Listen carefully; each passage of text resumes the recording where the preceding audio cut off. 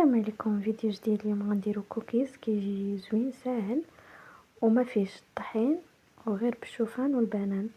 كيجي ساهل دغيا كيوجد وبدون سكر وبدون دقيق كما كتشوفوا. كيجي ساهل لذيذ يعجب الوليدات بلا دقيق بلا سكر.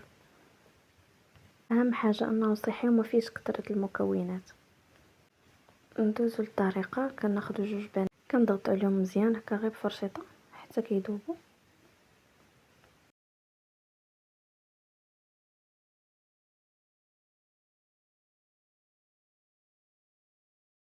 كنزيدوا عليهم واحد البيضه كنخلطوا مزيان كيدخلوا هاد العناصر مع بعضياتهم. كنزيدوا عليهم واحد المعلقه كبيره ديال الزبده، زبده حيوانيه. كنخلطوا مزيان.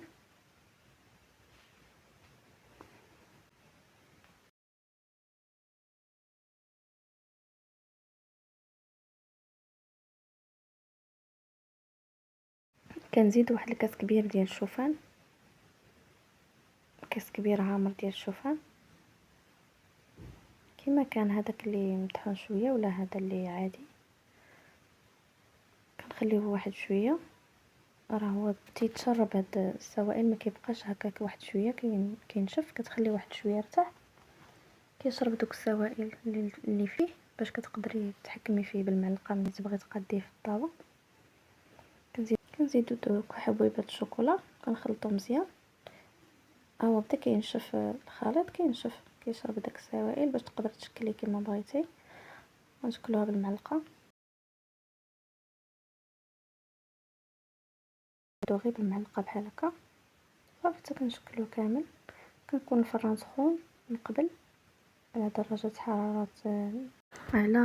حراره 200. كنشعلو ليه من التحت حتى كيتحمر، عاد كنديروه الفوق وكنخليوه نيت ياخذ راحته حتى يتكرمل معنا، ياخذ راحته حتى يتحمر ما تزربوش عليه. كيجي بحال هذا الشكل بنين والريحه فيه زوينه ديال البنان والشوفان، وهكا يعجب الوليدات وصحي ما فيش السكر الدقيق الفورس. كنتمنى يعجبكم الفيديو ونجربوا هذه الطريقه ان شاء الله تنجح معكم. هذا هو الشكل النهائي ديال كوكيز ديال الشوفان.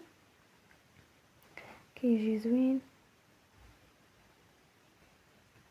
وهو حلينا من الداخل ما كيجيش مقرمش بزاف، يعني داك القرمشه، ولكن كيجي يعني من الداخل طري شويه حقاش فيه البنان. وحاولوا تضغطوا عليه مزيان يعني ما يجيش غليظ، هكا تقرصوا مزيان بالمعلقه.